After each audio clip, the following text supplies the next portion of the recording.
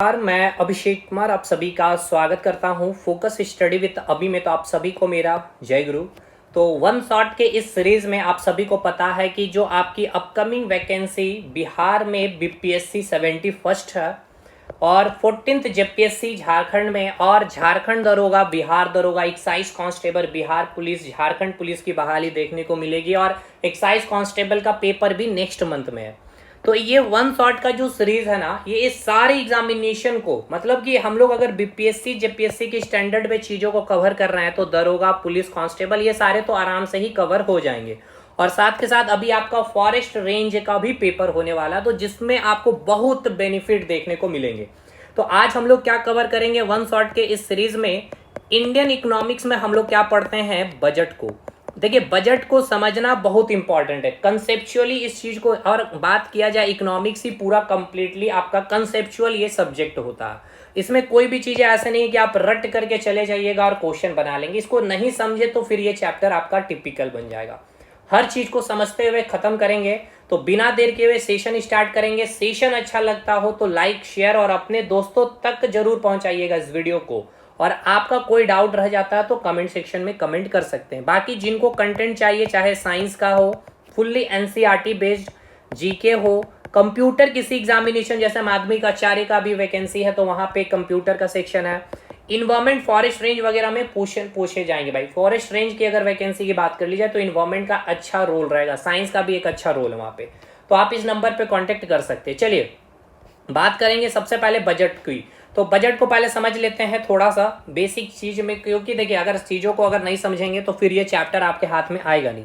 जब बात होती है बजट की तो सिंपल सी बात है, बजट मतलब आप अपने आप को जोड़ करके लेके चलेंगे। ठीक है, पूरा इकोनॉमिक्स को आप अपने जीवन में उतार लीजिए, इकोनॉमिक्स आसान हो जाएगी। तो जब बात होगी बजट की, इसका मतलब क्या है, जैसे कि आप आने वाले जो मंथ है आपके पास जुलाई मंथ, तो आप एक टारगेट बनाते हैं कि जुलाई मंथ में जो हमारा एक्सपेंडिचर होने वाला है 50K है, यानी 50,000 जो है हमारा खर्च होने वाला है, यानी कि एक्सपेंडिचर हमारा होने वाला है 50,000 की। इट मीन्स अगर इतना एक्सपेंडिचर है भाई तो आपकी इनकम भी होनी चाहिए, यानी आपकी आय भी होनी चाहिए 50,000। बताइए होनी चाहिए कि नहीं भाई? बिल्कुल होनी चाहिए। पहली बात तो ये समझ में आ रहा है कि सर हम बजट का मतलब क्या समझ रहे हैं। समझिएगा, सरकार बजट क्यों बना रही है, क्योंकि भाई सरकार के पास या हमारे ही पास क्या हो जाए भाई, हमारे पास जो है ना लिमिटेड सोर्सेस होती है। सरकार के पास भी क्या है, लिमिटेड सोर्सेस हैं और चाहते अनलिमिटेड है, यानी कि अनलिमिटेड क्या है, वांट्स है, अनलिमिटेड क्या है, चाहत है। तो आपके पास लिमिटेड चीज होते हुए आप अनलिमिटेड चाहत को पूरी कैसे करेंगे? तो जब तक आपके पास कोई एक प्लानिंग नहीं हो कि कौन से सेक्टर में हमें कितना खर्च करना है, जिससे अभी अगर हम उसमें इन्वेस्ट करेंगे तो आगामी 5 ईयर के बाद, 10 ईयर के बाद हमें उसका कितना प्रॉफिट मिलेगा भी या नहीं मिलेगा।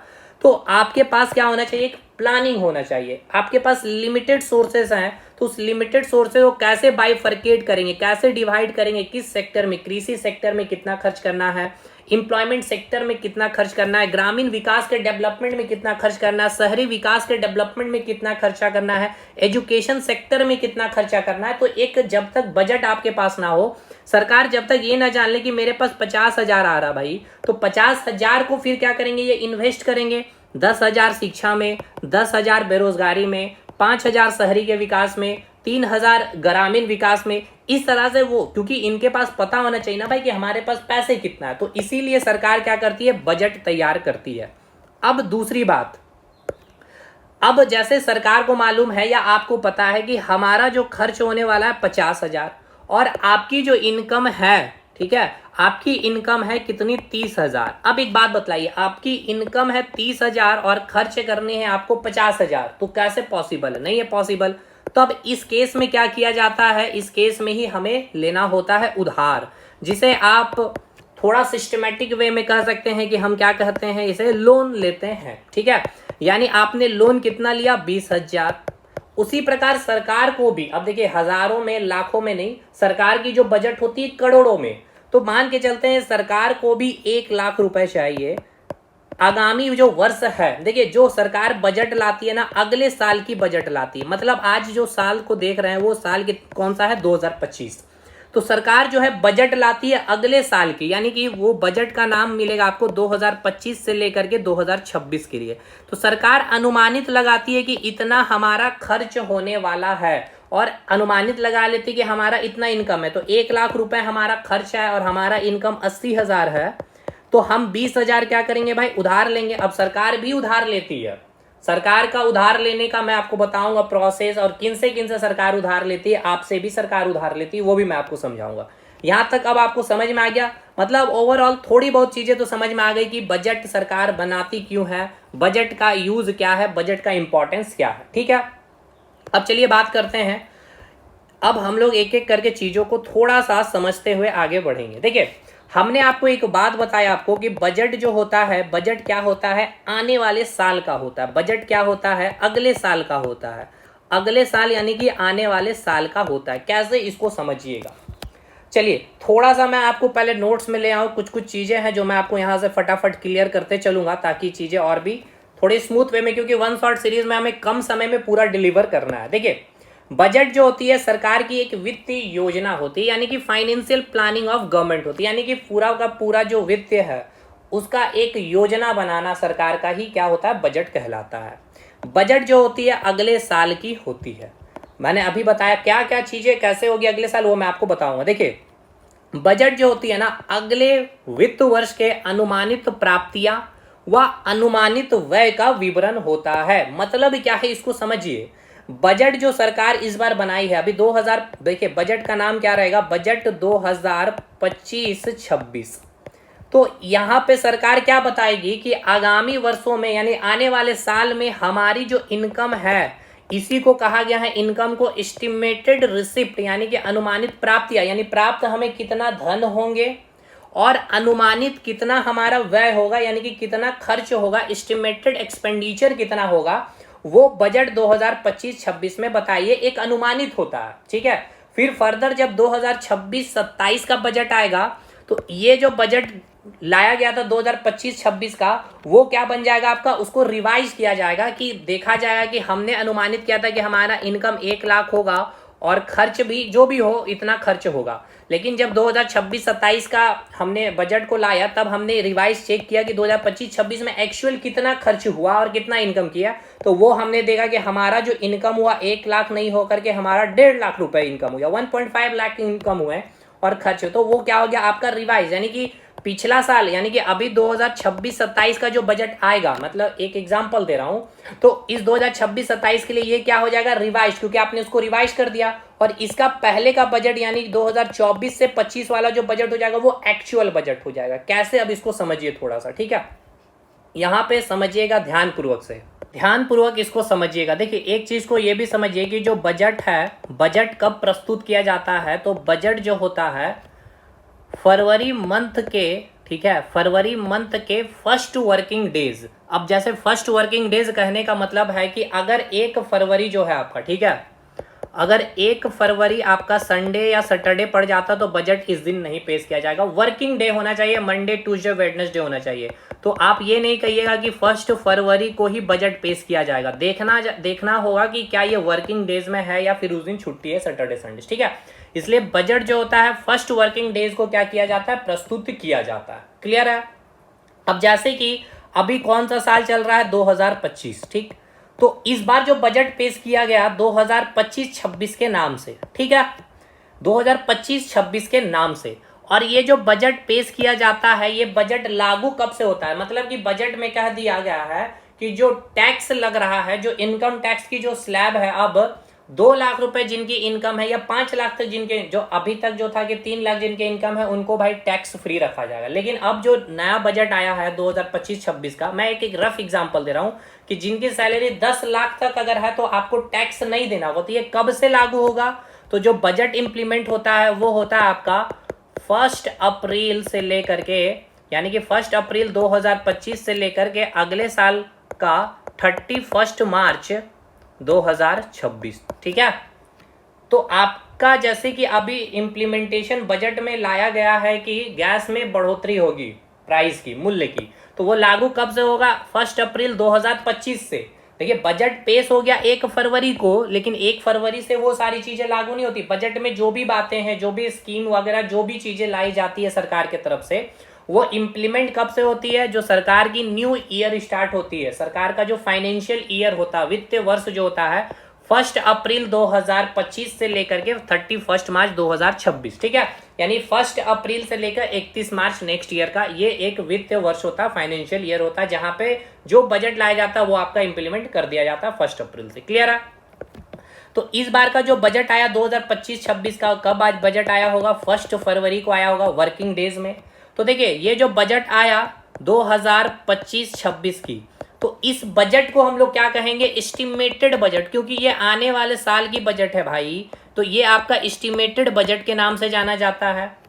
और इससे पहले जो बजट आया था, पिछले साल जो बजट आया था 2024-25 की, तो इस 2025-26 का जो बजट आया, इसको हमने क्या नाम दिया? ध्यान से समझिएगा, क्योंकि एक जो बजट आ रहा है 2025-26 का, या कोई भी एक बजट होता है, कोई एक वर्ष की जो हमें जानकारी वो नहीं देती है, वो टोटल 3 वर्षों की जानकारी देती है, ठीक है। ये आपका क्वेश्चन पूछा गया, इसलिए मैं यहाँ पे चीजों को समझा रहा हूँ, अब समझिए ध्यानपूर्वक। तो हमने पिछले साल का जो बजट देखा, उसमें हमें अब क्या पता चल गया कि पिछले बार हमने ये अनुमानित, क्योंकि पिछले साल भी वो हमारे लिए क्या होगा? अनुमानित ही रहा होगा, है ना। जैसे इस बार अभी हमने बजट पेश किया तो अनुमानित है, आने वाला साल यही क्या हो जाएगा आपका? ये रिवाइज्ड बजट हो जाएगा। यानी हमें पता चल जाएगा क्या कि हमने कितनी खर्च किए, कितना इनकम हुआ, ठीक है। और इसका पिछला साल वाला जो बजट होगा 2023 से लेकर के 2024 वाला, इस बजट को हम क्या कहेंगे? इस बजट को हम कहेंगे एक्चुअल वैल्यू, या फिर एक्चुअल बजट का नाम देंगे। यानी कि एक्चुअल इतनी खर्च हुई है, ठीक है। यानी एक्चुअल इतनी खर्च हुई है, इसका मतलब यह है बजट जो है, बजट जो आपका आता है, यानी ये जो बजट जो आप देख रहे हैं, ये हमें 3 साल की जानकारी देती है, ठीक है। एक तो जो साल चल रहा है उसका एस्टिमेटेड यानी अनुमानित बातें हमें बता देती है। दूसरा, जो साल खत्म हो गया है उसका रिवाइज बजट हमें बता देती है, और उसके पिछले साल की भी हमें एक्चुअल बजट की जानकारी दे के चली जाती है, जो बजट आती है करंट ईयर में। क्लियर है? तो क्वेश्चन क्या आपसे पूछा गया था? चलिए क्वेश्चन एक करिए, तब आपको और भी अच्छे से समझ में आएगा। क्वेश्चन आपसे ये पूछा गया था कि जो बजट होता है, क्वेश्चन बोला गया था कि बजट में हमें जानकारी मिलती है, ठीक है। बजट में हमें जानकारी मिलती है, बजट में हमें जानकारी मिलती है। देखिए ये चैप्टर पूरा समझना होगा इकोनॉमिक को। बजट से हमें क्या जानकारी मिलती है? फर्स्ट ऑप्शन था आपका एस्टिमेटेड जानकारी मिलती है। कोई एक साल का बजट से हमें क्या जानकारी मिलता है? Estimated. Option B revised, option C actual, option D इनमें से कोई नहीं। तो बताइए बजट से हमें क्या जानकारी मिलता है? अगर ये ऑप्शन रहा, यहाँ दिया गया है नन, और ऑप्शन एक मैं दे रहा हूँ बी सी डी, एस्टिमेटेड, ठीक है, option B revised, option C actual, ठीक है, एक्चुअल, और ऑप्शन डी ऑल। अब बताइएगा किसको सही मानिएगा आप, किसको सही दीजिएगा अगर ये चारों ऑप्शन आपके पास रहते हैं इस टाइप के क्वेश्चन कि बजट से हमें क्या जानकारी मिलती है। तो देखिए अगर इसके अकॉर्डिंग बात करें तो हमें एस्टिमेटेड जानकारी मिलती है, लेकिन यहाँ पर अगर ऑप्शन में देखेंगे तो option D is the all, क्योंकि हमें देखिए जो 2025 में जो बजट आया कौन सा नाम से आ रहा है? 2025-26 के नाम से आ रहा है, ठीक है। ये बजट कब आ रहा है? 1 फरवरी को बजट आ रहा है, ठीक है। 1 फरवरी 2025 को आ रहा है, लेकिन ये 1 फरवरी 2025 में कौन सा बजट का सारी चीजें चल रही होगी? तो पिछले साल की जो बजट आई होगी 2024 से 25 की, क्योंकि ये बजट कब से स्टार्ट होगा इम्प्लीमेंट? 1 अप्रैल, समझिए इसको, 1 अप्रैल से लेकर के 31 मार्च 2025 तक, है ना।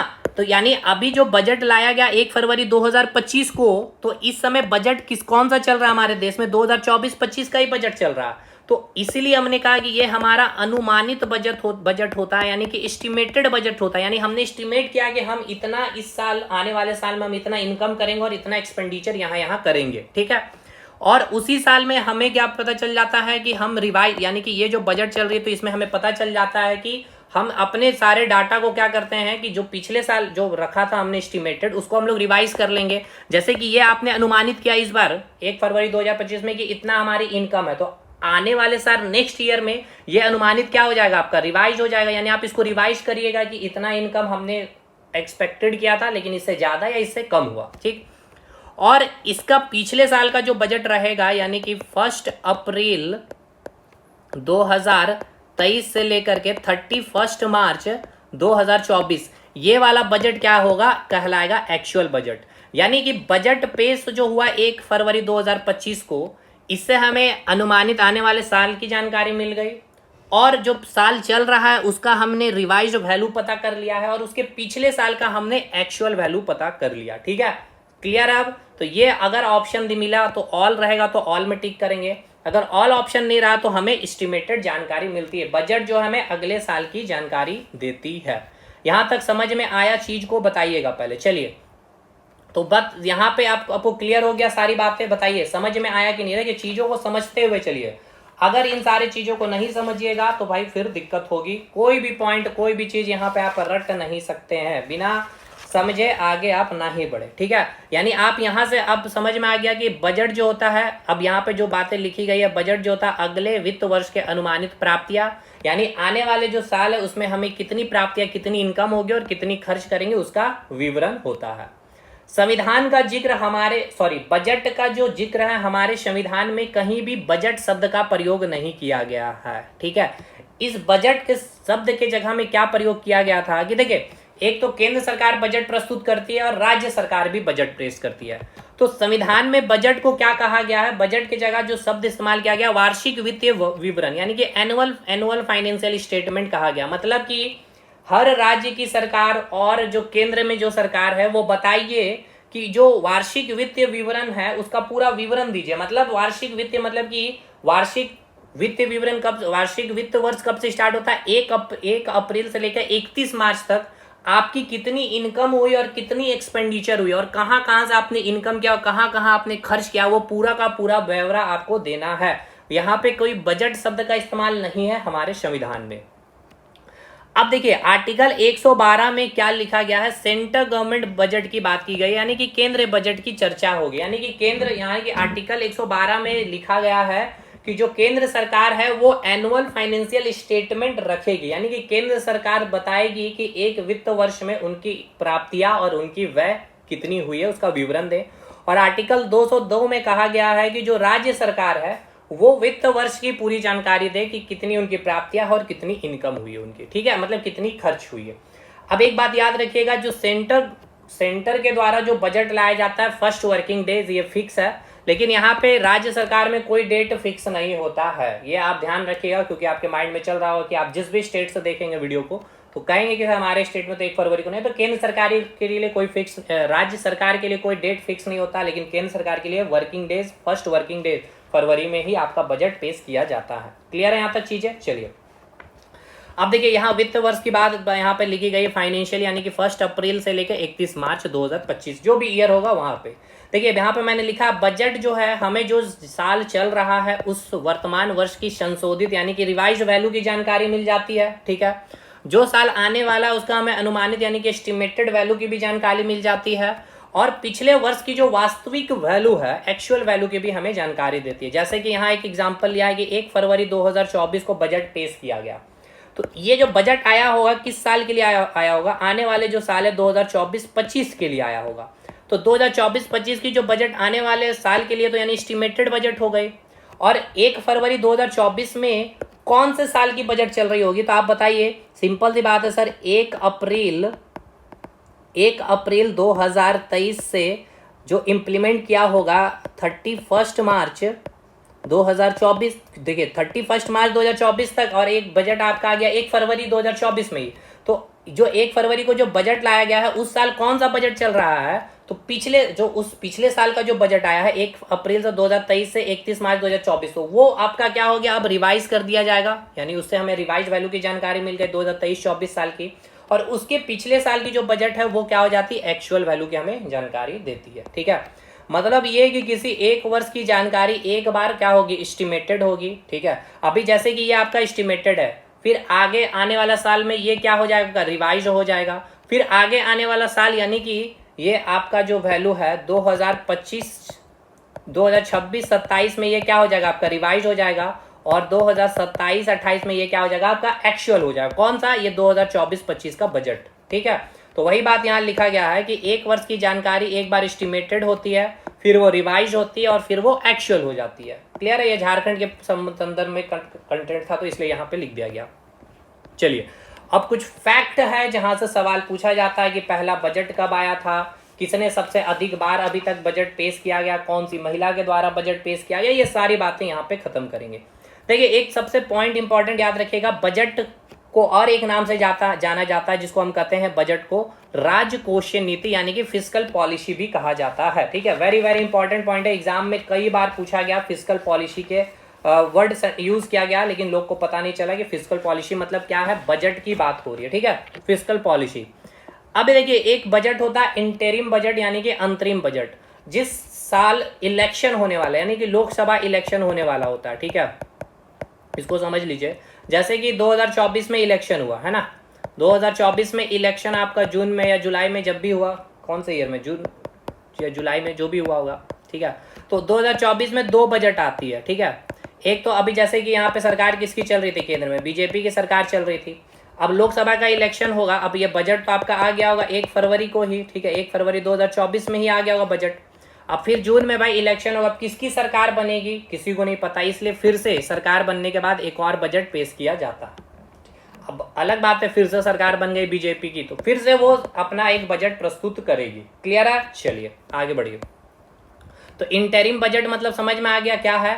सामान्यतः क्या होता है, जो बजट है प्रतिवर्ष एक बार पेश किया जाता है, लेकिन चुनाव के वर्ष में इसे 2 बार पेश करते हैं, तो उस बजट को आप इंटरिम बजट का नाम देते हैं। क्लियर? चलिए, बजट का जो व्यय है यानी कि जो बजट में जो खर्च होगा, ठीक है, सरकार की संचित निधि से होते हैं यानी कि कंसोलिडेटेड फंड ऑफ इंडिया से होती है। देखिए, दो चीजें हैं, इसको भी समझ लीजिए, एक होता है कंसोलिडेटेड फंड ऑफ इंडिया और एक होता है कंटीजेंसी फंड। तो जितना भी सरकार का इनकम होता है वो सारा का सारा इनकम को कहाँ रख दिया जाता है, कंसोलिडेटेड फंड ऑफ इंडिया से, इंडिया में रख दिया जाता है सारे पैसों को, जहां से भी सरकार को पैसा है, टैक्स से आया, फाइन से आया, लाइसेंस खरीदा, लाइसेंस सरकार से किसी ने लिया है, या जो भी चीजें हो भाई, जैसे भी सरकार की इनकम हो, वो सारे फंड यहाँ आते हैं और यहीं से पैसा निकाल करके सरकार को बजट जो बनाया ना भाई, मान लेते सरकार ने 1 करोड़ का बजट, तो 1 करोड़ पैसा कहाँ से सरकार निकालेगी, यहाँ से। और एक होता है कंटीजेंसी फंड यानी कि देश में कोई ऐसी स्थिति आ गई, जैसे कि मान के चलते हैं कि कोई भूकंप जैसी या फिर कोई भी प्राकृतिक आपदा आ गई, तो भाई उस समय पैसा कहाँ से आएगी, तो सरकार ने इनकम किया गया तो उसका कुछ पार्ट कंटीजेंसी फंड में रख दिया जाता है, और इस पैसे का इस्तेमाल जब कोई देश में ऐसी इमरजेंसी आ जाए, कोई प्राकृतिक आपदा आ जाए, तो उस समय हम यहाँ से पैसा निकाल करके, किसी राज्य में कोई प्राकृतिक आपदा आ जाए तो उस समय सरकार क्या करती है, केंद्र सरकार कंटीजेंसी फंड से पैसा निकाल करके राज्य को या देश की अगर समस्याएं हैं, अगर आपदा से संबंधित है तो उसमें सरकार खर्च करती है। ठीक है, समझ में आया? यहाँ से भी सवाल पूछा गया था आपसे कि जो बजट है, बजट में जो सरकार खर्च करती है, कहाँ से सरकार जो पैसा लाती है कहाँ से निकालती है, कंटीजेंसी फंड या फिर कंसोलिडेटेड फंड ऑफ इंडिया से। तो याद रखिएगा, सरकार के संचित निधि से। क्लियर है यहाँ तक? चलिए आगे बढ़िए। अच्छा, आपके मन में ये भी डाउट आ रहा हो क्योंकि यहाँ मैंने एग्जैक्ट डाटा नहीं बताया। देखिए, 2 फंड है आपको मैंने अभी बताया, एक तो कंसोलिडेटेड फंड ऑफ इंडिया और एक कंटीजेंसी फंड, जो इमरजेंसी के समय सरकार यूज करती है। तो सरकार फिक्स कर देती, मतलब कि इसमें फिक्स है कि सरकार को 30,000 करोड़, ठीक है, कितना, 30,000 करोड़ हर साल क्या करना है, इस कंटीजेंसी फंड में रखना है, ताकि कोई भी देश में ऐसी आर्थिक, मतलब कोई भी इमरजेंसी आ जाए, कोई भी, चाहे आर्थिक इमरजेंसी हो, चाहे प्राकृतिक आपदा आ जाए, तो उस समय सरकार यहां से पैसा निकाल सके। बाकी रेस्ट अमाउंट 30,000 करोड़ यहां रखने के बाद जितना भी पैसा होता है वो कंसोलिडेटेड फंड ऑफ इंडिया में रहती है, और यहां से पैसे सरकार निकाल करके देश के विकास के लिए जो बजट में एलोकेशन किया जाता है कि यहाँ पर शिक्षा में, बेरोजगारी में, ग्रामीण में, शहरी विकास में इतना खर्च किए जाएंगे, इंफ्रास्ट्रक्चर लगाई जाएगी, इंडस्ट्री लगाई जाएगी, हेल्थ सेक्टर में, वो सारा का सारा पैसा कंसोलिडेटेड फंड ऑफ इंडिया यहां से निकाली जाती है। ये फिक्स है, यहाँ पे सरकार को 30,000 करोड़ रुपए रखनी होती है। क्लियर है कि नहीं? यहां तक चलिए आगे बढ़िए। अब यहां से आगे बढ़ेंगे तो इसके बाद अब आगे बढ़ेंगे तो हमें क्या पता करना है, हाँ, अब एक बात आपको याद रखना है कि यहाँ पे इसको समझिएगा, ये सवाल बना है आपका, भारत कैसा है। देखिए, भारत ही नहीं, अभी क्या है पहले इसको समझिए। भारत एक ऋण जाल देश है, मतलब ऋण का ब्याज दिया जाए नया ऋण लेकर, यानी डेब्ट ट्रैप मतलब क्या होता है इसको समझिए। जैसे कि देखिए, भारत सरकार ने क्या भाई, जैसे मैंने आपको क्या कहा कि भारत सरकार को 1 लाख रुपए चाहिए, ठीक है, मतलब सरकार ने एस्टिमेटेड किया है कि इस साल हमें 1 लाख रुपए देश के डेवलपमेंट के लिए, मतलब सारी चीज़ें हमें 1 लाख रुपए चाहिए। लेकिन सरकार को इनकम कितना हुआ है 80,000 का, अभी और कितना चाहिए 20,000। इसने सरकार ने क्या किया 20,000 को उधार में लिया, ठीक है। अब सरकार ने 20,000 उधार में लिया है भाई, ठीक है, 20,000 उधार में लिया, ठीक। अब आइए अगले साल की बात करते हैं, ये आपका 2025 का हो गया। अब आइए 2026 में सरकार ने यहाँ पे भी मान के चला कि सरकार ने यहाँ पे 2 लाख रुपए सरकार को चाहिए भाई, ठीक है। सरकार ने इस बार एस्टिमेटेड किया कि हमें 2 लाख रुपए चाहिए, ठीक है। सरकार की इनकम कितनी है यहाँ पे ध्यान से समझिएगा। मान के चलिए सरकार ने यहाँ पे इनकम क्या है 1,50,000, यानी और अभी घट कितना रहा यहाँ मान के चलिए, हाँ ठीक है। और अभी सरकार को कितना चाहिए 50,000 रुपये और चाहिए। तो ये 50,000 रुपया क्या करेगी सरकार भाई, उधार लेगी, लेगी कि नहीं लेगी, बिल्कुल उधार लेगी। अब समझिए क्या है यहाँ पे, मैं आपको समझाना चाह रहा हूँ ऋण जाल देश का मतलब क्या, वो मैं आपको समझाना चाह रहा हूँ। जब 2025 में हमने देखा कि हमने 80,000 तो कमा लिया था, 1 लाख हमने एस्टिमेटेड, तो 20,000 हमने उधार लिया, तो भाई जिससे हमने लिया उसको हमें तो देना भी तो पड़ेगा ना। तो 20,000 क्या केवल देना होगा, नहीं, इसके साथ साथ हमें इंटरेस्ट यानी कि ब्याज भी चुकाना होगा। इसीलिए हम अगले साल क्या करते, एस्टिमेटेड कर लिए 2 लाख रुपए हमें चाहिए, क्योंकि ये 20,000 के साथ साथ इसका इंटरेस्ट भी हमें 10,000 और देना है, या 20,000 जो भी है देना है, ठीक है। जिसमें इनकम तो हमने इतना कर लिया, तो अब अगले साल भाई देखिए हमने इनकम इतना किया है और हमें चाहिए कितना 2 लाख रुपए। ये हमने कैसे 2 लाख का एक ब्याज बजट बनाया है, इसको देखते हुए कि हमें 20,000 चुकाना भी है और चुकाने के साथ साथ इंटरेस्ट भी चुकाना है। तो भाई अभी हम इस बार क्या करेंगे 50,000 उधार लेंगे, क्योंकि इस बार इनकम तो हमारी बढ़ी है, क्योंकि लेकिन पिछले साल हमने जो उधार लिया उसका इंटरेस्ट भी देना पड़ रहा। तो देखिए हम यहाँ पे फिर उधार ले रहे हैं, ये उधार क्यों ले रहे हैं, अगले उधार का ब्याज को चुकाने के लिए। तो इसे ही कहा जाता है ऋण जाल देश। और ऐसा नहीं कि केवल भारत ही, आप पाकिस्तान को देख लीजिए, नेपाल को देख लीजिए, भूटान, मतलब जितने भी विकास मतलब कि अभी डेवलपिंग नेचर में है, मतलब अभी डेवलप कर रही है, डेवलप्ड हो नहीं गई है, अंडर डेवलप्ड है, वो सारे देश ऋण जाल देश ही के अंदर में ही आता है, ठीक है। यहाँ तक चीजें। अब कुछ बातें हो जाए इकोनॉमिक सर्वे के बारे में, यहाँ से भी सवाल आपके बनते हैं। इकोनॉमिक सर्वे यानी कि इसे हम कहते हैं आर्थिक समीक्षा। देखिए हमेशा ही बजट जब पेश किया जाएगा, जैसे कि 1 फरवरी को अगर बजट पेश किया जा रहा है, तो 31 जनवरी को जस्ट एक दिन पहले, बजट से एक दिन पहले आपकी आर्थिक समीक्षा यानी कि एक रिपोर्ट पेश किया जाएगा सरकार के तरफ से, फाइनेंस मिनिस्टर की तरफ से, जिसे हम कहते हैं इकोनॉमिक सर्वे। देखिए ये इकोनॉमिक सर्वे मतलब अब वो 31 जनवरी पर छुट्टी वाला दिन नहीं होना चाहिए, नहीं तो फिर वो 30 को ही आपको पब्लिश कर दिया जाएगा, ठीक है, समझ में आ रहा ना। मतलब जो बजट पेश किया गया 1 फरवरी को, तो उससे एक दिन पहले। अब बजट से एक दिन पहले ये क्लियर हो गया। अब ये बजट मतलब ये आर्थिक समीक्षा है क्या, इसको समझ। देखिए इस रिपोर्ट में सरकार पूरा डिटेल देती है कि देश में गरीबी की स्थिति क्या है, कितने लोग गरीबी रेखा को पार कर चुके हैं, ठीक है। गरीबी रेखा से नीचे मान लीजिए पिछले साल 1 करोड़ थे, अब केवल 50 लाख बचे। महंगाई, देश की महंगाई कितनी है। नेक्स्ट बेरोजगारी, कितना डेवलपमेंट हुआ है ग्रामीण सेक्टर में या फिर शहरी सेक्टर में। जीडीपी की बातें, कितने लोग ऑर्गेनाइज सेक्टर में काम कर रहे हैं, ठीक है ना। मतलब कि ऑर्गेनाइज सेक्टर के मतलब कि जैसे कि आप कुछ पीएफ वगैरह कटवा रहे हैं उसको बोलते हैं। कितने लोग अनऑर्गेनाइज सेक्टर में काम कर रहे हैं, जो कोई भी वहाँ पे ऐसा नहीं कि कोई पीएफ उनका कट रहा है, डेली मतलब समझिए कि डेली दिहाड़ी पे वो लोग काम कर रहे हैं। तो ये पूरा कर मतलब कि पूरी देश की जो स्थिति है ना, इस रिपोर्ट में प्रस्तुत किया जाता है, इससे हमें पता चलता है, ठीक है। यहाँ तक चीज़ है, बस इतना ही समझिए इकोनॉमिक सर्वे का मतलब क्या होता है, ऑलमोस्ट समझ ही गए होंगे। अब ये जो आर्थिक समीक्षा है भाई, ये यूनियन कैबिनेट फाइनेंस मिनिस्टर यानी कि जो वित्त मंत्री अभी कौन है, निर्मला सीतारमण जी के द्वारा पेश किया जाता है। मतलब याद रखिएगा फाइनेंस मिनिस्टर का नाम याद नहीं रखना, क्योंकि ये तो करंट अफेयर का पार्ट हो जाएगा। तो यहाँ मैं करंट अफेयर नहीं करवा रहा हूँ आपको बजट का, इसकी, क्योंकि अब ये समझ जाइएगा तो ही करंट अफेयर फिर आप समझ पाइएगा, ठीक है ना। अब ये इकोनॉमिक सर्वे की शुरुआत 1950-51 में शुरू हुई थी, बजट से एक दिन पहले आती थी, ठीक है। आर्थिक समीक्षा स्टार्ट हुई 1950 में और सेम एक दिन पहले आना स्टार्ट हुआ, और 1964 से बजट के दिन ही आती थी, माफ करिएगा, बजट की आर्थिक समीक्षा की शुरुआत जो है 1950 से 51 में, लेकिन उसी दिन आती थी जिस दिन बजट आता था, जस्ट उससे पहले आर्थिक समीक्षा सुबह में कर दिया गया, फिर शाम में आपका बजट प्रस्तुत किया जाता था। लेकिन 1964 में क्या किया गया, एक दिन पहले क्या हुआ, बजट आर्थिक समीक्षा आना शुरू हुआ, ठीक है। बजट के जस्ट एक दिन पहले 1964 में ये प्रथा स्टार्ट हुई। ये सब फैक्ट है, याद रखना होगा आपको। नेक्स्ट, इकोनॉमिक सर्वे प्रिपेयर्ड किसके द्वारा ये तैयार किया जाता है? तो department of economic affair under ministry of finance में आती है आपका ये डिपार्टमेंट जो है। ये किसके डिपार्टमेंट, ये डिपार्टमेंट किसके अंदर आता है? तो मिनिस्ट्री ऑफ फाइनेंस के अंदर। ये क्या करती है? इकोनॉमिक सर्वे का रिपोर्ट तैयार करती है। और इकोनॉमिक सर्वे जो है अंडर गाइडेंस ऑफ, यानी कि ये जो आर्थिक समीक्षा है ये किसके गाइडेंस में? चीफ इकोनॉमिक एडवाइजर, यानी कि मतलब सरकार कह रही है, समझिएगा इसका मतलब क्या है कि ये सर्वे का जो गाइडेंस करते हैं कौन है? Chief economic adviser. इसका मतलब ये है कि सरकार ने कह दिया है कि भाई गरीबी रेखा से इतने लोग बाहर आ चुके हैं, ठीक है, जैसे लोग ऊपर आ चुके हैं, तो ये बात को अप्रूव कौन करेगा? चीफ इकोनॉमिक एडवाइजर करती है, ठीक है। वो बात आपका यही आर्थिक समीक्षा रिपोर्ट में फिर आपके वित्त मंत्री जो है आपके संसद में पढ़ती है या पेश करती है। क्लियर है? चीफ इकोनॉमिक एडवाइजर अभी प्रेजेंट में ये करंट अफेयर का पार्ट है, ये चेंज होगा नेक्स्ट कुछ समय के बाद, आपको यह चेंज देखने को मिल सकती है। सरकार के द्वारा चुना जाता है अनंत नागेश्वरन जी है अभी, ठीक है, नागेश्वरन जी है। बजट शब्द सबसे पहले कहाँ आया था? तो इंग्लैंड में आया था। भारत में पहला बजट 7 अप्रैल 1860 में जेम्स विल्सन के द्वारा प्रस्तुत किया गया था और उस समय गवर्नर जनरल लॉर्ड कैनिंग थे। नेक्स्ट आगे बढ़िए। एक कमेटी है एकवर्थ कमेटी, इनके ही सिफारिश में 1924 में बजट को 2 भाग में बांटा गया।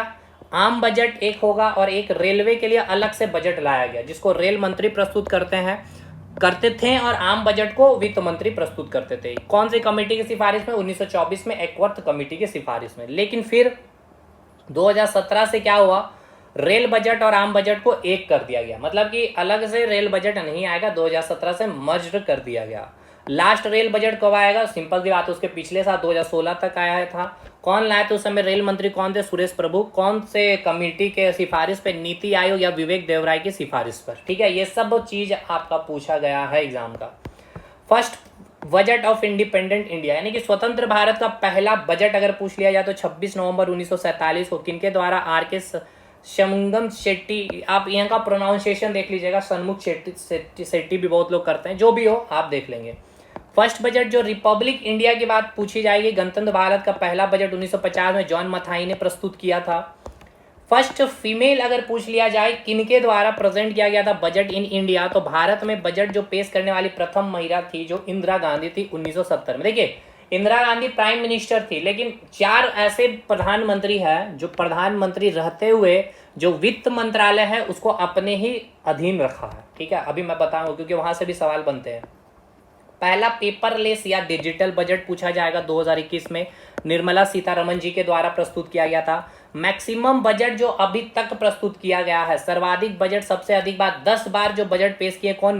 मोरारजी देसाई ने। देखिए 10 बार इन्होंने प्रस्तुत तो किया है लेकिन कंटिन्यूअसली नहीं, मतलब कि कुछ बीच में, जैसे कि ऐसा समझिए कि 2000 अभी चल रहा है, मान के चलिए 2020 में मोरारजी देसाई ने पेश किया, 2021 में किसी अदर वित्त मंत्री ने किया, फिर 2022 में फिर से मोरारजी देसाई, मतलब इस प्रकार से कंटिन्यूअस नहीं रहे। लेकिन सबसे अधिक बार अभी तक जो 10 बार तक पेश करने वाले कौन है? मोरारजी देसाई हैं।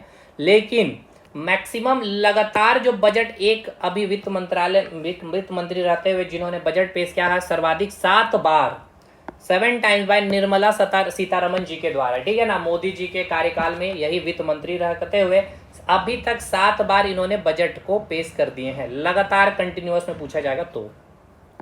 बजट को संसद के द्वारा अनुमोदन, अच्छा ये भी याद रखेगा यहाँ पे, अब तो यह थोड़ा सा डिटेल है कि बजट को पहले क्या किया जाएगा? संसद के द्वारा अनुमोदन संसद के द्वारा पास किया जाता है। उसको कहाँ रखा जाता है? लोकसभा में। नॉर्मल वहाँ डिस्कशन होता है, फिर आपकी क्या बोलते हैं वहाँ पर डिस्कशन कमेटी, फिर आपका मनी बिल फाइनेंस बिल के रूप में प्रस्तुत किया जाएगा। तो आपको पता होना चाहिए मनी बिल आपका लोकसभा में डिस्कशन होने के बाद वहाँ से पास होने के बाद पास हो ही जाती है, क्योंकि सरकार जिसकी भाई वहाँ से पास होने के बाद फिर आपका राज्यसभा में आएगी। और मनी बिल में आपको मैंने पढ़ाया है पॉलिटी में कि भाई वो 14 दिन तक ही बस वहाँ तक स्टे हो सकता है, राज्यसभा की कोई पावर नहीं होती, फिर उनको वापस रिटर्न बैक किया जाता है, राष्ट्रपति के सिग्नेचर के बाद फिर से वो बिल पास हो जाती है, ठीक है। तो ये प्रोसेस होता है बजट को सदन में पास कराने का। बजट 1 अप्रैल से लागू हो जाती है, जैसा मैंने आपको बता दिया है। बजट फरवरी के प्रथम कार्य दिवस यानी कि फर्स्ट वर्किंग डे में वित्त मंत्री पेश करते हैं, ये भी मैंने आपको बताया है। बजट से एक दिन पहले सामान्यतः 31 जनवरी छुट्टी नहीं होनी चाहिए, को रिपोर्ट लाई जाती है जिसे इकोनॉमिक सर्वे कहते हैं, ये भी हमने बता दिया आपको। अब देखिए बजट के कुछ टाइप्स है, उसको समझिए। Types of budget. एक बजट होता है बैलेंस्ड बजट यानी कि संतुलित बजट, सरप्लस बजट आधिक के बजट, और डिफिसिट बजट यानी कि घाटे का बजट। बैलेंस बजट मतलब ये कि आपने जितना कमाया उतना खर्च कर दिया, ठीक है, ये पॉसिबल है नहीं। 1 लाख कमाया 1 लाख खर्च कर दिया, इसको कहेंगे बैलेंस, यानी सरकार की जितनी इनकम हुई उतनी खर्च कर दी, इसको बोलेंगे। जिस देश में ऐसा होगा उसको कहेंगे बैलेंस बजट, वहाँ पे आती है। अब जिस देश में सरप्लस बजट है मतलब कि इनकम ज़्यादा खर्च कम हो रही है, तो उसको यानी कि यहाँ पे देखिए टोटल रिसिप्ट यानी कि प्राप्तियाँ ज़्यादा है और व्यय कम है, तो वहाँ पे बोलेंगे सरप्लस बजट।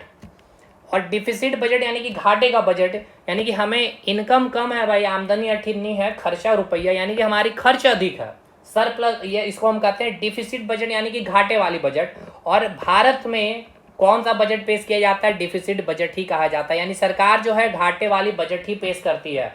इसके पीछे बहुत सारे रीजन है। देखिए, एक तो ये कि भाई सरकार को बहुत सारा विकास करना है भाई, इसीलिए भाई हमारी इनकम है नहीं भाई, तो हम घाटे के बजट पेश कर रहे हैं। घाटे का बजट का मतलब ये कि हम दूसरे देश से या कोई संगठन से, कोई इंस्टीट्यूशन से, आरबीआई से, वर्ल्ड बैंक से, आईएमएफ से हम क्या कर रहे हैं? उधार ले रहे हैं, तब जाकर के हम देश का विकास कर रहे हैं। दूसरा, डिफिसिट बजट का एक पॉजिटिव इम्पैक्ट जनता के ऊपर क्या बनता है? सरकार का एक छवि की भैया वो सरकार दिखाना चाहती है कि देखिए हम आपके लिए, हमारी इनकम इतना है लेकिन उसके बावजूद भी हम आपके कल्याणकारी के लिए एक्स्ट्रा अमाउंट में उधार लेकर खर्च कर रहे हैं, ठीक है। तो एक पॉजिटिव इंपैक्ट बन रहा है जनता के पास, इसलिए डिफिसिट बजट पेश किया जाता है, ठीक है। यहाँ मैंने लिखा भी है, इंडिया का बजट सामान्यतः घाटे का बजट पेश किया जाता है। Generally deficit budget present in India. अब देखिए, इसका जो एक फाइनेंशियल मतलब इकोनॉमिकली टर्म में बात किया जाए, इसे कहते हैं डिफिसिट फाइनेंसिंग यानी कि घाटे की वित्त व्यवस्था। अब इससे होता क्या है घाटे का बजट से? तो भाई सरकार के पास इनकम जितना है उतना सरकार मतलब समझ रही है कि हम उससे देश नहीं चला पाएंगे, तो हमें कुछ और पैसे चाहिए, उसके लिए हमने उधार ले लिया, यानी घाटे का बजट हो गया। अब इससे होता क्या है घाटे के बजट से कि सरकार के पास पैसा बहुत आ गया, यानी कि मार्केट में पैसा बहुत आ जाएगा। मार्केट में पैसा आ गया तो वस्तुओं की कीमतें बढ़ जाएगी, यानी इन्फ्लेशन बढ़ जाती है। अब ऐसा नहीं है कि भाई इन्फ्लेशन बहुत अधिक बढ़ जाएगी, कंट्रोलेबल होती है सरकार, उस पर नियमित मतलब इतना ही पैसा सरकार लाएगी मार्केट में, जिससे कि बहुत अधिक भी इन्फ्लेशन ना हो जाए, बहुत कम भी इन्फ्लेशन नहीं हो जाए, ठीक है। तो इतना तो आपको समझ में आ गया कि डिफिसिट फाइनेंसिंग से क्या होगा, बजट के घाटे को पूरा करने के लिए। मतलब ये है कि हम बजट, हमारा 1 लाख है भाई, कि 1 लाख हमारा खर्च होने वाला, लेकिन हमारी इनकम 80,000 है, तो 20,000 हमें क्या करना होगा? उधार लेना होगा। तो डिफिसिट फाइनेंसिंग का मतलब कि बजट की घाटे को पूरा करने के लिए, मतलब बजट को पूरा करने के लिए जितना हमें उधार चाहिए, कितना उधार चाहिए, ऋण की आवश्यक व्यवस्था करना ही कहलाता है डिफिसिट फाइनेंसिंग। क्लियर है? अब देखिए, मैंने कहा था नहीं सरकार उधार कहाँ से लेगी, तो 2 प्रकार से, एक इंटरनली लेती है यानी कि इंटरनल सोर्स, जैसे कि आरबीआई से या जनता से भी। जैसे कि आपको कोई एक पॉलिसी बताएगी सरकार, या फिर किसान विकास पत्र दे दिया जाता है, उसके बदले आपको इतना अमाउंट दे दिया जाता है, ठीक है, कि भैया आप जो है हर मंथ इतना इतना, जैसे कि कोई एक पॉलिसी सरकार ने लाई कि आप हर मंथ 1,000 रुपये जमा कीजिए, उसके बदले आपको इतना % देंगे, ठीक है, 10 साल 15 साल। तो देखिए, या फिर आप 10 लाख जमा कर दीजिए, 10 साल के बाद आपको उसका डबल 3 गुना जो भी कर दी जाएगी, लेकिन सरकार के पास उतना अमाउंट एक बार आ गया। अब सरकार को आपको तो देना है 10 साल के बाद, लेकिन वो 10 साल तक सरकार क्या करेगी? आपके पैसे से हर जगह क्या करेगी? अब हर अच्छे इकोनॉमिक्स भारत के सरकार के पास सलाहकार है, तो उस पैसे को 3 4 गुना 5 गुना कर लेती है, और उसका 1 गुना आपको केवल देना, बाकी वो सरकार का इनकम हो गया, ठीक है। उस प्रकार से सरकार आपसे उधार ले ली, या तो आरबीआई से डायरेक्ट उधार ले ली। दूसरा, एक्सटर्नल सोर्स यानी बाह्य स्रोत। बाह्य यानी कि कई सारे संगठन है, जैसे कि ऑर्गेनाइजेशन, वर्ल्ड बैंक के बारे में आपको पता होगा, आईएमएफ के बारे होगा, कोई दूसरे देश से हमने उधार ले लिया, तो ये हो गया आपका उधार लेने का प्रक्रम। अब ये पॉइंट याद रखिएगा, 4 प्राइम मिनिस्टर है जो वित्त मंत्री के पद को भी अपने पास ही रखा था। एक जवाहरलाल नेहरू, इंदिरा गांधी प्रथम महिला, और राजीव गांधी, मनमोहन सिंह, ये 4 प्रधानमंत्री थे। निर्मला सीतारमन दूसरी महिला होगी, वित्त मंत्री बनी मोदी के कार्यकाल में। बजट को लोकसभा में प्रस्तुत की जाती है, जिस पर नॉर्मल डिस्कशन होती है, मैंने आपको बता दिया। चलिए, अब समझते हैं कि सरकार को इनकम कहाँ से हो रही है, यानी सरकार के पास पैसे कहाँ से आती है, यानी कि जो पैसे सरकार के पास आ रही है वो कौन सा फंड में जाएगा? कंसोलिडेटेड फंड ऑफ इंडिया में जाएगा, और उसमें से 30,000 करोड़ हर साल सरकार क्या करती है? कंटीजेंसी फंड में रख देती है। किस लिए? For emergency use. तो सरकार जब बजट पेश करती है ना, तो वो बताती है अपने इनकम के बारे कि हमारी इनकम कहाँ से, कितना %, कितना करोड़, कितना लाख हो रही है, वो सारी डाटा आपको पता चल जाती है जब आप बजट को पढ़ते हैं तब। तो भारत सरकार को 2 तरह से इनकम होती है, ठीक है। अब पहले समझिए एक चीज को मैंने आपको बताया था कि अगर आपको 1 लाख रुपए चाहिए, आपकी बजट जो है 1 लाख की, ठीक है, मतलब आपका खर्च हो सकता है 1 लाख रुपए। अब आपकी जो इनकम है वो है 80,000 रुपए। अब आपको क्या करना होगा भाई, 20,000, अब 1 लाख का बजट है भाई, 1 लाख आपका खर्च होता महीने में, 80,000 आप कमा ही रहे, तो 20,000 आप कहाँ से लाएंगे? इसको आप उधार करके लेंगे, है ना, किसी से उधार ही लेंगे। तो अब देखिए, ये जो 20,000 वाला, ये भी क्या आपके पास आ तो गया ना भाई, एक आपके पास लिक्विडिटी आ गई, पैसे आ गए आपके पास, आया, यानी एक सोर्स ऑफ इनकम हुआ, उधार ही लिए, लोन ही लिए हैं, ठीक है, लेकिन पैसा तो आया आपके पास। तो और एक 80,000 आपको सोर्स ऑफ, जहां भी आपने जॉब किया, जो भी किया, ये आपने इनकम, यानी कि ये जो पैसा है, ये आप, इस पैसे के लिए आपके पास कोई जिम्मेवारी है? बिल्कुल नहीं। यानी आप यहाँ पे फ्रीडम है, इसको कैसे भी आप खर्च कर सकते हैं, लेकिन ये पैसे पे आपको क्या है, जिम्मेवारी है कि एक सर्टेन समय के बाद क्या करना है आपको, इसको रिटर्न बैक करना है। या फिर आप क्या करते हैं, कुछ अपने प्रॉपर्टी को सेल आउट कर देते, उसके बदले आपको, तो देखिए, प्रॉपर्टी को सेल कर दिया यानी कि डिसइन्वेस्टमेंट किया, आपकी संपत्ति तो कम हुई, भले आपके पास पैसा तो आया, लिक्विडिटी बढ़ गई, लेकिन आपकी संपत्ति में कमी आई। तो ये पैसा पे क्या है आपका भाई, जिम्मेवारी है, रिस्पॉन्सिबिलिटी है। क्लियर हुआ? चलिए, तो जिस पैसे पे रिस्पॉन्सिबिलिटी होती है, मतलब जिम्मेवारी है, यानी कि वैसा पैसा जो हमारे पास आया, जो बाद में हमें उसको क्या करना है भाई, फर्दर हमें चुकाना भी है, तो उसको हम कहते हैं कैपिटल रिसिप्ट, यानी कि पूंजीगत आय। तो सरकार की भी एक कैपिटल पूंजीगत आय होगी, और एक रेवेन्यू रिसिप्ट, यानी कि राजस्व, यानी कि जो आपको डायरेक्ट काम करने पे सैलरी मिल गई, यानी सरकार को इस पैसे पे कोई जिम्मेवारी नहीं होती है, ठीक है। इसमें सरकार की क्या होती है, जिम्मेवारी होती है। जैसे कि सबसे पहला सरकार क्या करते हैं, आपने देखा होगा, रेलवे को आपने देखा होगा, बहुत सारे स्टेशन को सेल आउट कर दिया, रेलवे का प्राइवेटाइजेशन हुआ, तो सरकार ने अपनी संपत्ति को, अपनी कंपनी का कुछ शेयर को बेच दिया। अब उस शेयर को कोई खरीदा होगा, तो उसके बदले सरकार को पैसा दिया होगा, तो सरकार के पास पैसा आ गया ना भाई, लेकिन सरकार की संपत्ति कम हो गई। तो अब देखिए, ये जो पैसा सरकार के पास आया है, तो एक प्रकार की इसमें सरकार की रॉयल्टी है, इसमें जिम्मेवारी है, रिस्पॉन्सिबिलिटी है कि हमें इसको फर्दर फिर क्या करना है भाई, वो जो संपत्ति कमा है उसको फिर से हमें अपने पास रिटर्न बैक करना है, या कुछ और कंपनी खरीद लेनी है, तो उस पैसे से हम 2 गुना, 3 गुना, 4 गुना कैसे कमा ले, ठीक है। तो सरकार अपनी संपत्ति को बेचती है, सरकारी कंपनियों का शेयर बेचना, तो ये कैसा, यहाँ से पैसा तो आ गया सरकार के पास, जैसे LIC का शेयर बेच दिया सरकार ने, तो शेयर को जिसने भी खरीदा है, आपने भी कुछ शेयर खरीदा भाई, उसके बदले आपने पैसा दिया है शेयर मार्केट में, तो वो पैसा सरकार को मिल चुका है, सरकार को पैसा तो मिल चुका है, लेकिन सरकार की संपत्ति, कंपनी बिक गई है। तो भाई ये पैसा पे सरकार क्या करेगी भाई, खर्च इस प्रकार से करेगी कि भविष्य में अगर हमने अपनी कंपनी का जो शेयर बेचा है, उसके बदले हम 4 गुना 5 गुना कमा ले, ठीक है।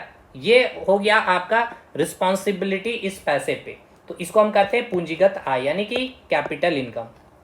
इसके अलावा याद रखिएगा, उधार आपने जो भी लिया, यानी आप कोई भी उधार लेते हैं, जैसे मैंने आपको 20,000 का बताया एग्जांपल कि आपने उधार लिया, पैसा तो आया, सरकार के पास पैसा तो आ गया, किसी देश से उधार इसने ले लिया, या RBI से उधार ले लिया, ले तो लिया है, पैसा तो आ चुका है, इनकम हुआ ना भाई, लेकिन इस पैसे पे क्या है, सरकार की जिम्मेवारी है। तो याद रखिएगा, कैपिटल जो इनकम है, यानी कि पूंजीगत आय, ऐसी आय होती है सरकार की जिसमें सरकार की रिस्पॉन्सिबिलिटी होती है।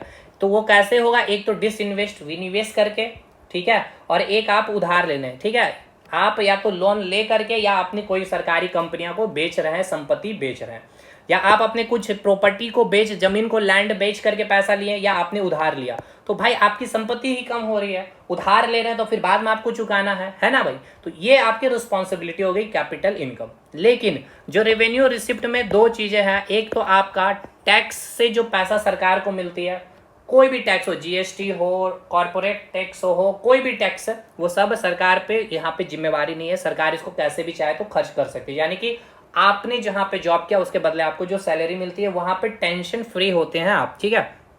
और नॉन टैक्स, जैसे कि कोई आपके पास चालान काटा गया, तो वो पैसा आपने विदाउट ट्रेन, आपने टिकट, आपने ट्रेन में ट्रेवल कर लिया, विदाउट हेलमेट, विदाउट आपने अपने लाइसेंस, आपने ट्रेवल कर लिया बाइक से, तो वो जो फाइन या चालान जो कट रही है, वो पैसा कहाँ जा रही है, सरकार की इनकम हो रही है। कोई कंपनी भारत में आई, जैसे स्टारलिंक कंपनी आपकी आई, आपकी एलन मस्क की, तो वो भाई सरकार से क्या करेगी, सबसे पहले लाइसेंस लेगी, तो उसके बदले कुछ पैसा देना होगा, तो सरकार की इनकम हुई। इंटरेस्ट, सरकार ने किसी को उधार दिया होगा, मान के चले किसी देश को उधार लिया, तो उधार तो दिया, साथ के साथ वो इंटरेस्ट भी लेगी, तो इंटरेस्ट वाला पैसा सरकार को भाई कोई टेंशन नहीं होगा, सरकार को प्रॉफिट है। डिविडेंड मतलब सरकार की कोई कंपनियां प्रॉफिट में रही तो वो प्रॉफिट में का जो पैसा है वो पैसा भी सरकार को मिल गया। तो ये सब सरकार की इनकम है। कैसी इनकम है? राजस्व इनकम, यानी कि रेवेन्यू आई इसे कहेंगे, रेवेन्यू रिसिप्ट, रेवेन्यू इनकम कहेंगे, रेवेन्यू राजस्व प्राप्तियां कहेंगे। कोई स्टंप आप खरीद रहे होते कोर्ट में जाके, वो पैसा सरकार के पास जा रही है। किसी ने अनुदान दे दिया, कोई गिफ्ट ही दे दिया सरकार को, ठीक है, किसी देश ने कह दिया भैया चलिए हम आपको 10,000 करोड़ दे रहे हैं एज ए गिफ्ट केवल, तो वो भी सरकार की इनकम होगी, उसमें कोई रिस्पॉन्सिबिलिटी नहीं रहेगी सरकार की। तो सरकार कैसे, देखिए क्वेश्चन आपसे ऐसे पूछा जाता है, इसलिए यहाँ पे इतना समझाया गया कि निम्नलिखित में से कौन सा संघ सरकार की राजस्व प्राप्तियां नहीं है, रेवेन्यू रिसिप्ट की घटक नहीं है। मतलब ये राजस्व प्राप्तियां यानी कि इनकम कौन सा नहीं है? राजस्व। तो राजस्व इनकम का मतलब जिसमें आपकी रिस्पॉन्सिबिलिटी नहीं होती है। कॉर्पोरेट टैक्स बिल्कुल इसमें हमारी रिस्पॉन्सिबिलिटी नहीं है, तो ये आपका रेवेन्यू रिसिप्ट में आएगी। इंटरेस्ट रिसिप्ट कर रहे हैं यानी कि ब्याज आप ले रहे हैं, किसी को आपने उधार लिया उसका आप क्या कर रहे हैं? ब्याज ले रहे हैं, तो इसमें भी आपको टेंशन नहीं है इस पैसे पे। डिविडेंड एंड प्रॉफिट, आपकी कोई कंपनी ने प्रॉफिट कमाया है तो भाई वो प्रॉफिट वाला पैसा आपके पास आ गया, उसमें भी टेंशन नहीं है। आपने डिसइन्वेस्टमेंट कर दिया यानी आपने संपत्ति को बेच दिया, कोई कंपनी का शेयर बेच दिया, तो उसके बदले आपको पैसा मिला लेकिन इसमें आपको रिस्पॉन्सिबिलिटी है, तो ये आपका रेवेन्यू रिसिप्ट नहीं है, ये क्या है? आपका कैपिटल रिसिप्ट या फिर कहेंगे आपका ये पूंजीगत आय है या पूंजीगत प्राप्तियां। समझ में आ गया? तो ऐसे क्वेश्चन आपसे पूछ लिए जाते हैं, पूछे गए भी हैं। क्लियर है? तो ये तो हो गया सरकार की इनकम। अब सरकार की खर्च कैसे होंगे? तो देखिए खर्च भी सरकार दो रूप में करती है। जैसा कि अभी आपने देखा सरकार की इनकम दो प्रकार से, एक तो इनकम आपने देखा सरकार का, एक इनकम सरकार का आपने क्या देखा? एक इनकम सरकार का आपने देखा कैपिटल, ठीक है, और एक आपने देखा रेवेन्यू। यानी यहाँ पे कोई टेंशन फ्री है, यहाँ पे कोई टेंशन नहीं है, यहाँ पे है ना, यहाँ पे कोई टेंशन नहीं है इस पैसे पे, लेकिन इसमें जो पैसा आ रहा है लेकिन ये टेंशन है इसमें, क्योंकि सरकार को बाद में इसको चुकाना भी है। तो अब यहाँ से जो पैसा आया है यानी कि ये कैपिटल इनकम से जो पैसा सरकार को आया, अब इसको सरकार क्या करेगी? ऐसा जगह खर्च करेगी कि भविष्य में सरकार को क्या हो? इससे प्रॉफिट मिले। मतलब सरकार ने मान लीजिए अपनी संपत्ति को बेचा, तो उस संपत्ति का अगर मान लीजिए आपने कोई जमीन बेचा है 20,000 रुपए कट्ठा, मान के चलते, जस्ट एन एग्जांपल, मान के चलिए 20 लाख रुपए कट्ठा ही लेंगे, सोचे तो बड़ा ही सोचे, 20 लाख रुपए आपको मिल चुका है, आपने जो संपत्ति को बेचा। तो अब इस 20 लाख को आप ऐसा खर्च करें कि आगामी 2 से 3 साल के बाद यहाँ 20 लाख की जगह आप कितना कमा ले? उस 20 लाख से 40 लाख रुपए। तो देखिए वैसा दो प्रॉपर्टी आप नहीं फिर से खरीद लेंगे। तो सरकार भी क्या करेगी? खर्च जो है ना, सरकार भी दो रूप से करेगी। एक ऐसा खर्च करेगी पैसे, जो यहाँ से जो पैसा आया है, कि इससे जो हमारा आने वाला जो भविष्य में है पैसा बने। जैसे कि अगर शिक्षा जगत में सरकार खर्च कर देती है, कॉलेज में या कोई यूनिवर्सिटी में, तो वहाँ एडमिशन होंगे भाई, सिंपल सी बात है, सरकार की इनकम होगी। हेल्थ सेक्टर में, मेडिकल कॉलेज, हॉस्पिटल, तो यहाँ पे सरकार की इनकम होगी। कोई इंडस्ट्री लगा दी है, इंफ्रास्ट्रक्चर बना दिए, रोड बना दिए, हाईवे बना दिए, टोल प्लाजा लग गया, तो भाई वहां से सरकार को टैक्स मिल रहा है। तो ये आगामी आने वाले साल में सरकार की क्या है? इनकम का कार्य कर दिया। तो ये कैसा खर्च है भाई? तो ऐसा खर्च जो भविष्य में आपको पैसा, देखिए खर्च तो कर रहे हैं, जैसे आपने शेयर मार्केट में पैसा लगाया तो आप खर्च तो कर रहे हैं, लेकिन आने वाले 5 साल के बाद वही पैसा डबल, 3 गुना, 4 गुना, जो भी मार्केट की कंडीशन रही, तो आने वाले समय में ये आपको पैसा बना करके देगा। तो ये कैसा खर्च होता है? जो आगामी वर्षों में आपको और अधिक इनकम करके दे। तो ऐसे खर्च को हम कहते हैं कैपिटल एक्सपेंडिचर। यानी कि सरकार जो खर्च करेगी दो प्रकार से, एक होगा आपका कैपिटल एक्सपेंडिचर यानी कि जिसको हम कहेंगे पूंजीगत व्यय, और एक होगा आपका रेवेन्यू एक्सपेंडिचर यानी कि राजस्व खर्च। यानी यहाँ पे खर्च में सरकार को कोई फायदा नहीं। जैसे कि सरकारी कर्मचारी को सैलरी देना, सरकार को क्या प्रॉफिट है भाई? सरकार पेंशन देती है, उसमें सरकार को क्या प्रॉफिट है? कोई फायदा नहीं है। सरकार जितने भी आप जैसे कि सब्सिडी देती है कि आप गैस खरीदो, उसके बदले कोई चीज है, कम दाम में आपको कोई चीज प्रोवाइड करेगी, सरकार को तो कोई प्रॉफिट नहीं है। तो ये सब पैसा कोई, अब जैसे कि सरकार कहीं कहीं जा रही है कहीं भी, या कोई टीम सरकार ने भेजी, अभी आपने देखा ऑपरेशन सिंदूर के बाद 7 टीम डेलीगेशन बना, तो उसमें जो खर्च हुई तो उसमें सरकार का तो कोई भविष्य में से प्रॉफिट नहीं है, लेकिन ठीक है देश के लिए जरूरत है। तो एक खर्च ऐसा जिसमें कोई सरकार की फायदा नहीं है, एक ऐसा खर्च जिसमें सरकार को भविष्य में खर्च फायदा होगा। तो बताइए सरकार को कौन सा खर्च में फायदा, ये सर क्वेश्चन है। तो कैपिटल एक्सपेंडिचर यानी पूंजीगत व्यय में सरकार कौन सा खर्च अधिक करना चाहेगी? तो आप कहेंगे सर कैपिटल, क्योंकि इसमें भविष्य में पैसा बनेगा। सरकार कौन सा खर्च कम करना चाहेगी? राजस्व खर्च, क्योंकि इसमें सरकार को कोई फायदा नहीं है। इसलिए आप देखेंगे वैकेंसियां कम है तो भाई सरकार को सैलरी कम देनी पड़ेगी, पेंशन की सिस्टम खत्म कर दी सरकार का, ये खर्च कम हो रहा, जो ये पैसा फिर से यहाँ पे होगा देश के विकास के लिए। समझ में आया, ये सब क्वेश्चन स्टेटमेंट बेस्ड बनता है। चलिए आगे देखिए। तो देखिए यहाँ पे एक्सपेंडिचर की बात की गई है, जैसे कि एक्सपेंडिचर सरकार कहाँ कहाँ करेगी। सरकार का व्यय दो प्रकार से, एक कैपिटल जिसमें योजना बना करके सरकार खर्च करेगी कि भविष्य में इसको सरकार में प्रॉफिट होगी, और एक ऐसा खर्च जिसमें कोई पैसा सरकार को वापस रिटर्न बैक नहीं होने वाला। तो जैसे कैपिटल ये आपका हो गया, आपके शिक्षा में किया गया खर्च, इन्वेस्टमेंट कहीं सरकार ने कर दिया, निवेश कर दिया, कोई कंपनी को शेयर खरीद लिया सरकार ने। रीपेमेंट कर्ज दे देना, यानी कि कर्ज को चुका देना, तो भाई वो भी एक आपका क्या हो गया, पूंजीगत व्यय हो गया आपका। हेल्थ सेक्टर में, सिंचाई में इंडस्ट्री लगा दिया, इंफ्रास्ट्रक्चर लगा दिया ग्रामीण या शहर के विकास में। लेकिन सब्सिडी सरकार दे रही है, स्कॉलरशिप आपको दे रही है, स्कीम है कोई चला रही है, हर महीने 2000 रुपया, भाई सरकार को क्या प्रॉफिट है समझ। तो सरकार को कोई आगामी भविष्य में तो फायदा नहीं है, ठीक है। वो सब देश के विकास के लिए, वोट बैंक के लिए सरकार ये सब वेलफेयर आपका कल्याणकारी योजना लाती है। इंटरेस्ट पेमेंट करना, सरकार जो उधार लिए उसके बदले ब्याज चुका रही है, तो ये सब राजस्व व्यय का एग्जाम्पल। सैलरी देना, पेंशन देना, अलाउंसेस, ग्रांट, किसी को सरकार गिफ्ट दे रही है, मतलब कि किसी देश में आपदा प्रबंधन, कोई भी आपदा स्थिति घट गई, प्राकृतिक आपदा, तो अब उस देश को पैसा सरकार दे रही है, तो वो सरकार को क्या ही फायदा, उससे कोई फायदा नहीं। लेकिन एक मित्रता के रूप में या फिर ह्यूमैनिटी के रूप में ये कार्य करना होता देश को, तो ये खर्च कैसा होगा, राजस्व व्यय होगा, ठीक है। देखिए तो यहाँ पे मैंने लिखा है कि सरकार जो है राजस्व व्यय कम करने की कोशिश करती है। राजस्व व्यय कम करने का मतलब जो पैसा आपका कोई काम का नहीं होने वाला, मतलब खर्च करने के बाद कोई काम में नहीं आने वाला, क्योंकि सरकार इस व्यय से क्या होती है, भविष्य में कोई इनकम नहीं करती है। सरकार पूंजी व्यय जितना अधिक करेगी देश के लिए उतना अच्छा है, देश में अधिक और विकास होगी। क्लियर है। अब देखिए यहाँ से डायरेक्ट क्वेश्चन पूछ लिया जाता है, डेवलपमेंट एक्सपेंडिचर कौन कौन से है। विकसित खर्च, मतलब डेवलपमेंट एक्सपेंडिचर का मतलब ये है कि सरकार वैसा खर्च कर रही है जिससे देश का विकास होगा, या फिर वैसा खर्च जिससे आने वाले समय में पैसा और अधिक बनेगा खर्च करने के बाद। तो जैसे कि यहाँ भी मैंने आपको बताया था एजुकेशन, ये सब पूछा गया, इसलिए मैंने एक जगह लिस्ट रख दिया। हेल्थ के सेक्टर में न्यू इंडस्ट्री लगा दी, इंडस्ट्री लगाने तो भाई रोजगार मिलेगा, रोजगार के साथ अब वो क्या करेंगे भाई, टैक्स पे करेंगे, सरकार का इनकम हुआ। इरिगेशन, सिंचाई व्यवस्था है भाई, सेल आउट होगा, ठीक है, फूड का या कोई भी प्रोडक्ट का, तो सरकार को पैसा मिलेगा। इंफ्रास्ट्रक्चर हो गया, डैम बना दिए, रोड, एयरपोर्ट, रेलवे वगैरह, ये सब में तो सरकार की इनकम हो गई, टिकट वगैरह, रेलवे पर खर्च करना, ये सारी चीजें डेवलपमेंट एक्सपेंडिचर के तहत आती है। अब 3 पॉइंट है, यहाँ से सवाल आपका बनता है भर भर के, बहुत बार पूछा गया है कि फिस्कल डिफिसिट क्या होता है, राजकोषीय घाटा क्या होता है। चलिए अब इसको हम लोग समझते हैं, और फिर अब बस अब ज़्यादा चीज़ है नहीं भाई, क्लास भी एंड हो जाएगा। लेकिन यहाँ पे ये सारी चीज़ों को समझना बहुत इंपॉर्टेंट है, बहुत कंसेप्चुअल चीज़ है। यहाँ से समझते हैं फिस्कल डिफिसिट, राजकोषीय घाटा क्या है। देखिए एक चीज़ को समझिए, जब बजट आप पढ़ेंगे या बजट सरकार लाती है तो यहाँ फिस्कल डिफिसिट पे ज़्यादा ध्यान दिया जाता है।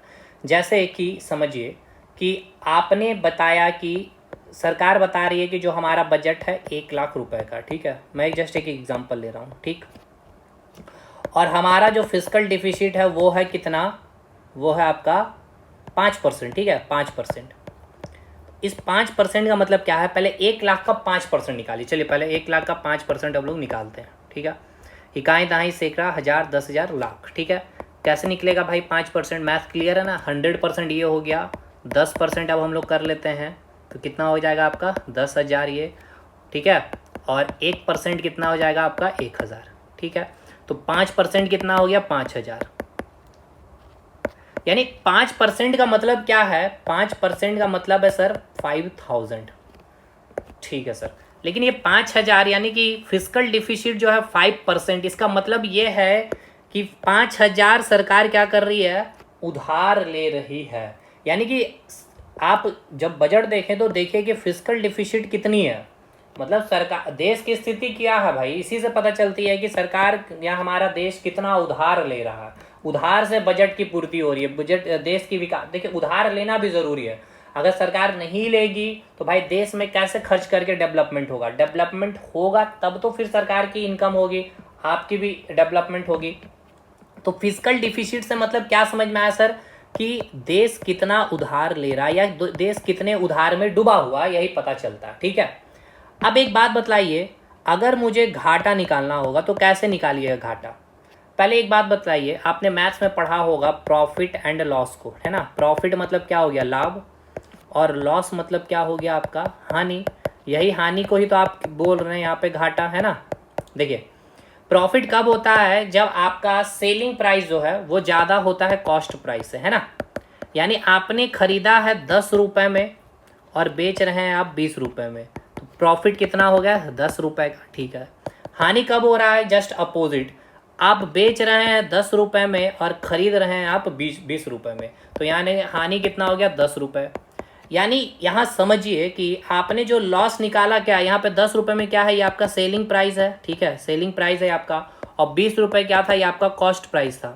यानी 20 रुपये खरीदारी में लगे लेकिन आप बेच दिए 10 रुपये में, तो यहाँ आपके घाटा क्या हो गए, हानि कितने हो गए, 10 रुपये में। इसका मतलब घाटा अगर हम बात कर ले, यानी कि जो हमारी इनकम है, ठीक है, और जो हमारा खर्च है, यानी कि जो हमारा एक्सपेंडिचर है, अगर हमारा घाटा हो रहा है, इट मीन्स क्या है कि हमारा एक्सपेंडिचर ज़्यादा हो रहा है, यानी हमारा खर्च ज़्यादा हो रहा है। जितना हमारा इनकम नहीं है उससे ज़्यादा हम क्या कर रहे हैं, खर्च कर रहे हैं, है ना। घाटे का तो मतलब यही हो गया, यानी आमदनी 98 है और खर्च आप 1 रुपये कर रहे हैं। तो घाटा अगर आपको निकालना तो आप क्या करिएगा भाई, सिंपल सी बात है, सब टोटल जितना आपका खर्च है, ठीक है, कैसे निकालिएगा, टोटल एक्सपेंडिचर, यानी कि एक्सपेंडिचर से आप माइनस करिएगा क्या चीज़, इनकम को, टोटल जितनी आपकी इनकम है। एक्सपेंडिचर से क्यों माइनस कर रहे हैं, क्योंकि आपका घाटा हो रहा है, खर्च आपका ज़्यादा हो रहा है। खर्च आपका 1 लाख रुपए है और आप कमा कितना रहे थे, 80,000, तो 20 लाख का क्या हो गया भाई, घाटा हो गया। यानी कि ये आपका यहाँ अगर मैं लिख दूँ, ठीक है चलिए अभी है उसको मैं नहीं लिखूंगा, नहीं तो फिर कंफ्यूज है। यानी कि आपको समझ में आ गया, घाटा का मतलब ये है कि हमारा खर्च अधिक हो रहा होगा और हमारी इनकम उससे कम हो रही होगी, ठीक। तो भाई अब आइए यहाँ पे हमें क्या देखना है, फिस्कल डिफिसिट के बारे में। तो चलिए फिस्कल डिफिसिट में क्या लिखा गया, पहले इसको पढ़िए। फिस्कल डिफिसिट जो हमें बताती है कि बजट पूरा करने के लिए, मतलब सरकार को पता है कि अनुमानित हमें 1 लाख रुपए चाहिए देश के इस साल 2025-26 के लिए, तो उसके लिए हमें कितना उधार, क्योंकि हमारी इनकम 80,000 हुई भाई, तो 20,000 हमें उधार लेना है, तो फिस्कल डिफिसिट कितना आ गया, 20,000 रुपये। तो आपका जो डाटा आता है फिस्कल डिफिसिट बजट में 5% या 80,000 करोड़ रुपए, तो वो ये बता रहा है कि बजट को पूरा करने के लिए सरकार ने इतना उधार लिया है। तो ये हमें बताती है कि कितना हमने उधार लिया है। तो फिस्कल डिफिसिट्स में ये आप पहले ये समझ पा रहे हैं कि फिजिकली तौर से कि हम कितना, या फिर सरकार या देश कितना उधार ली है, या देश कितने उधार में डूबी हुई है, फिस्कल डिफिसिट से पता चल जाती है। लेकिन मैथमेटिकली यहाँ से आपको सवाल पूछता है, एक तो ये फार्मूला, तो ये फार्मूला आपको समझना सबसे इंपॉर्टेंट है। ये फार्मूला आप पहले समझिए। देखिए फिस्कल डिफिसिट निकालने का फार्मूला यहाँ पे मैं आपको अब समझाता हूँ। यहाँ घाटा कैसे निकल रहा है ये समझ में आ रहा है कि नहीं भाई। क्या कर रहे हैं, टोटल एक्सपेंडिचर में टोटल इनकम माइनस कर रहे हैं, ठीक है। अब देखिए सबसे पहले टोटल एक्सपेंडिचर में, यानी कि टोटल यानी कि कुल व्यय में आपको क्या करना है भाई, फिस्कल डिफिसिट आपको निकालना है ना, यानी कि घाटा ही निकालना है। कैसा घाटा, राजकोषीय घाटा, है ना। कैसा घाटा, राजकोषीय घाटा ही या डिफिसिट है, यानी कि व्यय ज्यादा हो रहा होगा, तो कुल व्यय में हम माइनस क्या करेंगे, कुल व्यय में हम क्या माइनस करेंगे, जो हमारा इनकम है। तो सरकार का इनकम कहाँ से हुआ था, एक याद करिए, टैक्स से इनकम हुआ था प्लस नॉन टैक्स से इनकम हुआ था, जिसमें सरकार की कोई टेंशन नहीं थी इनको दोनों में, जिसको आपने क्या कहा था सर, रेवेन्यू इनकम, है ना। रेवेन्यू इनकम यानी कि राजस्व आय, ठीक है, राजस्व आय प्लस और इनकम क्या था, दो तरीके से, एक था डिसइन्वेस्टमेंट और उधार। एक हो गया आपका डिसइन्वेस्टमेंट यानी कि विनिवेश। तो याद रखिएगा कि जो आपकी जो कुल खर्चा है उससे अगर आपने जो टैक्स से जो कमाया है, सरकार ने जो नॉन टैक्स से जो कमाया, और डिसइन्वेस्ट यानी कि शेयर बेच के, कंपनी को बेच करके जो सरकार की इनकम हुई है, तो अब एक बात बतलाइए, इसको अगर माइनस कर देंगे तो आपको क्या मिलेगा, इसको माइनस करने के बाद क्या मिलेगा भाई, क्या बचेगा, कितना सरकार ने उधार लिया है। क्यों, क्योंकि अब याद करिए ये आपका पूरा इनकम है, इसमें एक चीज और क्या छूट रहा है, उधार, है ना। यहाँ पे याद करिए, अभी मैंने आपको बताया था सरकार की जो इनकम है, ये देखिएगा, ये पेपर को देखिए, ये इनकम है भाई। एक तो आपका रेवेन्यू इनकम मैंने बता दिया, टैक्स और नॉन टैक्स प्लस को, और साथ के डिसइन्वेस्ट, बच यही गया ना। और यही तो फिस्कल डिफिसिट हमें बताती है कि सरकार ने कितना उधार लिया है। ये हमें कैसे पता चलती है, फिस्कल डिफिसिट से। तो कैसे निकलेगा, जो टोटल खर्च है, टोटल खर्च में हम इसको ऐड कर देंगे, इसको ऐड कर देंगे और डिसइन्वेस्टमेंट को ऐड कर देंगे, और उससे हमें पता निकल जाएगा कि हमने कितना उधार लिया। ठीक है, क्लियर है। तो बस वही बात यहाँ पे देखिए लिखा गया है, फिस्कल डिफिसिट यानी कि राजकोषीय घाटा में कुल व्यय में हम माइनस कर देंगे टैक्स से, नन टैक्स से, डिसइन्वेस्टमेंट में कितना कमाया उतना उधार आ गया। अब देखिए टैक्स प्लस नन टैक्स क्या, कौन सी इनकम है, रेवेन्यू रिसिप्ट है, उसको मैंने रेवेन्यू रिसिप्ट लिख दिया, और ये आपका डिस इन्वेस्टमेंट हो गया। ये भी फार्मूला क्लियर हो गया अब आपका। चलिए अब आइए तीसरा फार्मूला, तीनों फार्मूला तीनों सेम चीज है, बस अलग अलग रूप में लिखा गया। फिस्कल डिविजमेंट में टोटल एक्सपेंडिचर माइनस क्या हो गया यहाँ पे, टोटल रिसिप्ट, यानी टोटल इनकम एक्सेप्ट क्या है, उधार को छोड़ करके, यानी कि टोटल इनकम है आपका, कुल आय है आपका, लेकिन जो आपने उधार से कमाया उसको छोड़ करके। तो ये भी आपको समझ में अब आ गया होगा। लास्ट वाला मतलब यही है कि आपका जो फिस्कल डिफिसिट है, यहाँ बोला गया है कि भाई टोटल कुल इनकम, लेकिन एक मिनट देखिए, कुल इनकम, देखिए कुल इनकम, इसको हटा ही दे रहे हैं, चलिए दूसरे कलर से मैं आपको दिखा देता हूँ। देखिए कुल इनकम, ये आपका इनकम है लेकिन उधार को छोड़ करके, ठीक है, उधार को छोड़ कर, यही तो फिस्कल डिफिसिट से हमें पता चलता है कि हमने उधार कितना लिया, ठीक है, वही तीसरा लिखा हुआ। अगला घाटा है प्राइमरी डिफिसिट। अब प्राइमरी डिफिसिट क्या है इसको भी समझिए।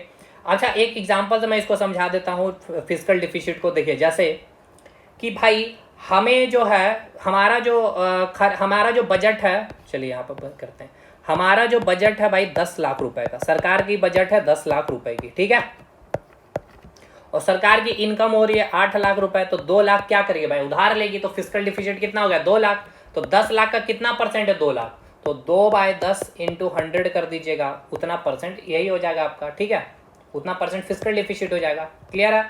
चलिए अब आगे देखेंगे हम लोग क्या भाई, प्राइमरी डिफिसिट, ठीक है, दूसरा घाटा देखते हैं। क्लियर है कि नहीं भाई, ये बताइएगा। तो प्राइमरी डिफिसिट का कंसेप्ट को समझिए, इसका कंसेप्ट क्या है, इसको कैसे, पहले प्राइमरी डिफिसिट का कंसेप्ट, चलिए फिजिकली मीनिंग को समझने का कोशिश करिए। देखिए जैसे मैंने आपको बताया था कि 2025 में सरकार का बजट कितना था, 1 लाख रुपए, है ना, जिसमें सरकार ने इनकम कितना किया, 80,000, तो भाई सरकार को क्या करना पड़ा, 20,000 भाई उधार लेना पड़ गया। इतना क्या किया सरकार ने 2025 में उधार लिया, और बजट सरकार की कितनी बनी थी, 1 लाख की, ठीक।